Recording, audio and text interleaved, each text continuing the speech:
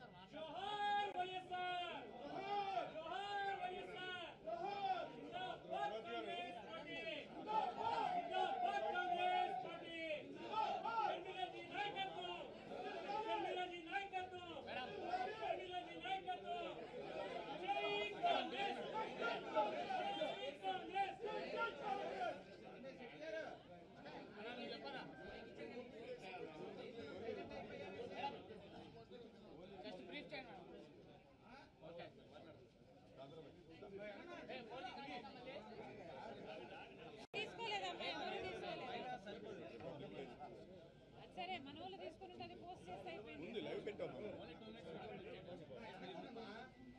ఇప్పుడే పైన మాట్లాడారు.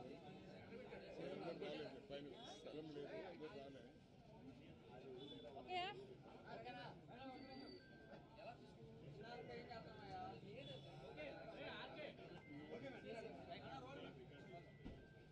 ఈరోజు 75వ గణతంత్ర దినోత్సవం సందర్భంగా కాంగ్రెస్ పార్టీ దేశ ప్రజలందరికీ, తెలుగు ప్రజలందరికీ, ఆంధ్ర రాష్ట్ర ప్రజలందరికీ మనస్ఫూర్తిగా శుభాకాంక్షలు తెలియజేసుకుంటుంది కాంగ్రెస్ పార్టీ. ఈరోజు రాజ్యాంగాన్ని కాపాడుకోవాల్సిన అవసరం రాష్ట్ర ప్రజలు బాధ్యత అయ్యింది. రాజ్యాంగాన్ని అన్ని రకాలుగా కాపాడుకోగలిగింది ఒక కాంగ్రెస్ పార్టీ మాత్రమే. కాంగ్రెస్ పార్టీ ఆ రోజు అధికారంలో ఉండి అన్ని వర్గాలకు, అన్ని మతాలకు, అన్ని రాష్ట్రాలకు అందరికీ మేలు చేయాలి అన్న ఉద్దేశంతో అంబేద్కర్ గారి నాయకత్వంలో భారతదేశ రాజ్యాంగాన్ని రూపొందించడం జరిగింది. దానివల్లనే ఈరోజు భారతదేశ పౌరులందరికీ హక్కులున్నాయి. ఈ హక్కుల వల్లే ఈరోజు ప్రపంచంలో మనకు గౌరవం ఉండడమే కాకుండా భారతదేశంలో కూడా పేదవాడు సైతం బ్రతకగలుగుతున్నాడు అంటే దానికి కారణం మన రాజ్యాంగం కల్పించిన హక్కులు. కానీ రీజనల్ పార్టీస్ అధికారంలోకి వచ్చి నియంతల్లా మారి కొన్ని రాష్ట్రాలలో రాజ్యాంగాన్ని కాలరాస్తున్నారు. ఇది జరగరాదని, దీన్ని ప్రోత్సహించరాదని కాంగ్రెస్ పార్టీ ప్రజలందరినీ హెచ్చరిస్తుంది. రాజ్యాంగాన్ని గౌరవించడము అంటే అది ఒక రోజుతో, ఒక జెండా ఎగరేయడంతో అయిపోయే పని కాదు. రాజ్యాంగాన్ని గౌరవించడం అంటే రాజ్యాంగంలో మన దేశంలో ఉన్న అన్ని కులాలను, అన్ని మతాలను, అన్ని వర్గాలను అందరినీ సమానంగా చూసి అందరినీ సమానంగా గౌరవించడమే కాకుండా బడుగు బలహీన వర్గాల ప్రోత్సాహం కోసం చేయాల్సిన కృషి ప్రభుత్వాలు చేయాలి. కానీ ఇటీవల కాలంలో నియంతల్లా మారిన రీజనల్ పార్టీ ప్రభుత్వాలు ఇవి అమల్లో పెట్టడం లేదు అన్నది స్పష్టంగా కనిపిస్తుంది. అంబేద్కర్ గారు దళితుల కోసం ఎంతగానో పోరాటాలు చేశారు. కానీ ఈరోజు అట్టడుగున ఉన్న ఆ బడుగు బలహీన వర్గాలకు న్యాయం జరగడం లేదు. ప్రభుత్వాలేమో పెద్ద పెద్ద స్టాచ్యూలు ఉన్నాయి, స్టాచ్యూ ఆఫ్ సోషల్ జస్టిస్ అంటున్నారు. కానీ నిజానికి చూస్తే సోషల్ జస్టిస్ సమాజంలో ఉందా అంటే లేదనే చెప్పాల్సి ఉంది. గత 5 సంవత్సరాలుగా దళితుల మీద జరుగుతున్న దాడులు 100% పెరిగాయి. మరి దీనికి ప్రభుత్వం సమాధానం చెప్పాలి. దళితుల మీద జరుగుతున్న ఈ దాడులు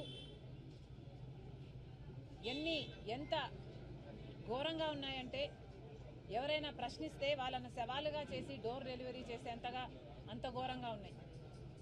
ఇంకెవరైనా ప్రశ్నిస్తే వాళ్ళ మీద కేసులు పెట్టడం, జైలుకి తీసుకెళ్లి వాళ్ళని జైల్లో పెట్టడం, వాళ్ళని గుండు కొట్టి అవమానించే పరిస్థితుల్లో ఉన్నాయి.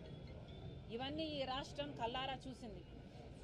కనీసం దళితులకు వాళ్ళకు కేటాయించిన ఎస్సీ ఎస్టీ సప్లాన్ నిధులు కూడా వాళ్ళ కోసం వాడటం జరగటం లేదు. మొత్తం అన్నీ డైవర్ట్ చేస్తున్నారు, ఇష్టారాజ్యంగా పరిపాలన చేస్తున్నారు. ఇవన్నీ ఆగాలి. దళితులకే కాదు ప్రతి వర్గానికి చెందాల్సిన గౌరవం వారికి చెందాలి. ఇవన్నీ సాధ్యం కావాలి అంటే ఒక కాంగ్రెస్ పార్టీ వల్లనే సాధ్యం అవుతుంది. మరొకసారి ఎలక్షన్లు వస్తున్న వేళలో రాష్ట్ర ప్రజలందరికీ విన్నవించుకుంటున్నాం. కాంగ్రెస్ పార్టీ తరఫున ఈ 75వ గణతంత్ర దినోత్సవం సందర్భంగా ఆంధ్ర రాష్ట్ర ప్రజలందరూ కూడా మన జాతీయ జెండా సాక్షిగా ఒక ప్రమాణం చేయాలి. ఆ ఆ ప్రమాణము ఆంధ్ర రాష్ట్రానికి స్పెషల్ స్టేటస్ ఇవ్వని పార్టీలను సపోర్టు చేయమని, స్పెషల్ స్టేటస్ కోసం పోరాడని పార్టీలకు మేము మద్దతు ఇవ్వమని, మన రాష్ట్రానికి రావాల్సిన పోలవరం ప్రాజెక్టు కోసం కొట్లాడని పార్టీలకు మద్దతు ఇవ్వమని, మన బాగు గురించి, మన రాజధాని గురించి ఆలోచన చేయని, స్వలాభం కోసం ప్రజల ప్రయోజనాలను తాకట్టు పెట్టే పార్టీలకు మద్దతు ఇవ్వబోమని జెండా సాక్షిగా ఆంధ్ర రాష్ట్ర ప్రజలు ప్రమాణం చేయాలని కాంగ్రెస్ పార్టీ మనస్ఫూర్తిగా ప్రార్థిస్తుంది.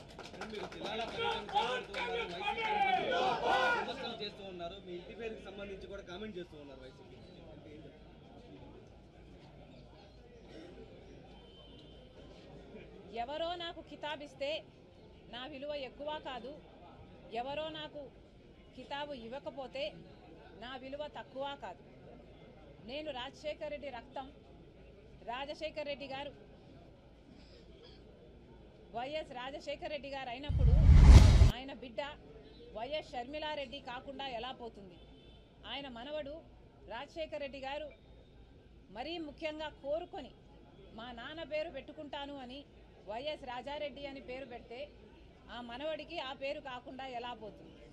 ఎవరు ఎన్నైనా మాట్లాడొచ్చు వాళ్ళ స్వార్థం కోసం, కానీ నిజం ఎప్పటికీ నిలకడగానే నిలుస్తుంది. నేను రాజశేఖర రెడ్డి గారి రక్తాన్ని, ఆయన ఆశయాలను కాపాడడం కోసమే ఈరోజు కాంగ్రెస్ పార్టీలో ఇంత గట్టిగా ఆంధ్ర రాష్ట్రానికి వచ్చి పోరాటం చేస్తున్నా. మీరు ఎన్నైనా మాట్లాడొచ్చు. ఈరోజు పొద్దున చాలా దగ్గరి మనుషులు కూడా చాలా విచిత్రమైన, చాలా బాధ కలిగించే కామెంట్లు చేశారు.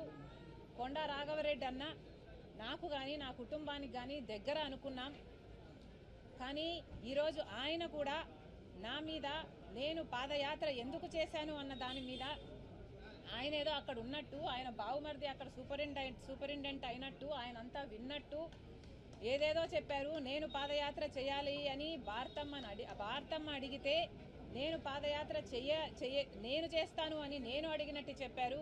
అన్న కొండ అన్న, మీ సూపరింటెండెంట్ చేత వచ్చి ఆయన ఈ మాట చెప్పించగలరా? మీరు మీ దేవుని మీద, మీ బిడ్డల మీద ప్రమాణం చేసి జరిగింది ఇది అని ప్రమాణం చేయగలరా మీడియా ముందర? నేను ప్రమాణం చేయగలను జరిగింది అది కాదు అని. నేను పాదయాత్ర చేస్తాను అని నేను ఎప్పుడూ అడగలేదు. నన్ను కోరితే నేను ఒబ్లైజ్ చేశాను తప్పితే ఇది నిజం కాదు అని నేను నా బిడ్డల మీద, నా దేవుని మీద ప్రమాణం చేసి చెప్పగలను. ఇదే స్థాయిలో మీరు చెప్పగలరా? నేను నా భర్త పోయి అక్రమంగా డబ్బులు సంపాదించుకోవాలి అన్న ఉద్దేశంతో మేము జగన్ రెడ్డి దగ్గరికి వెళ్ళి మేము అడిగినట్టుగా మీరు చెప్తున్నారు. మీరు అక్కడ ఉన్నారా? మీరు అది ప్రూవ్ చేయగలరా? కనీసం నేను విజయవాడకు ఆ ప్రమాణ స్వీకారం రోజు తర్వాత ఒక్కసారి ప్రైవేట్ అఫైర్స్ విషయంగా పోవడం తప్పితే, అది కూడా విజయమ్మ గారితో సహా నా భర్తతో కాదు, పోవడం తప్పితే మొన్న పెళ్లి కార్డు ఇచ్చేంత వరకు నేను ఎప్పుడూ పోలేదు. పోనీ నేను వెళ్ళానని మీరు ప్రూవ్ చేయండి, మీ మాట నిజం అనిపించుకుందాం. ఎందుకన్నా దేవుడు చూస్తున్నాడు. మీరు నిజాలు నిక్కచ్చిగా చెప్పేట్టుకుంటే మీ విలువ పెరుగుతుంది. కానీ ఒక ఆడపిల్ల మీద అబాండాలు ఇలా వేస్తే, రాజశేఖర రెడ్డి బిడ్డ మీద మీరు అబాండాలు వేస్తే ప్రజలు గమనిస్తున్నారు. దయచేసి ఇలాంటివి చేయకండి. నాకు నేనుగా నిస్వార్థంగా పాదయాత్ర చేశా. నిస్వార్థంగా జగన్మోహన్ రెడ్డి గారు ముఖ్యమంత్రి కావాలని కోరుకున్నా. ముఖ్యమంత్రి అయినాక నాకు ఈ పని కావాలని కానీ, నాకు ఈ పదవి కావాలని కానీ నేను ఏ రోజు కోరిన దాన్ని కాదు. దీనికి సాక్ష్యం మా అమ్మే. ఈ విషయాలన్నీ అమ్మకు తెలుసు. మీకు దమ్ముంటే అమ్మ చేత చెప్పించండి. పాదయాత్ర భారతమ్మ చేయాలనుకుంది. వద్దమ్మా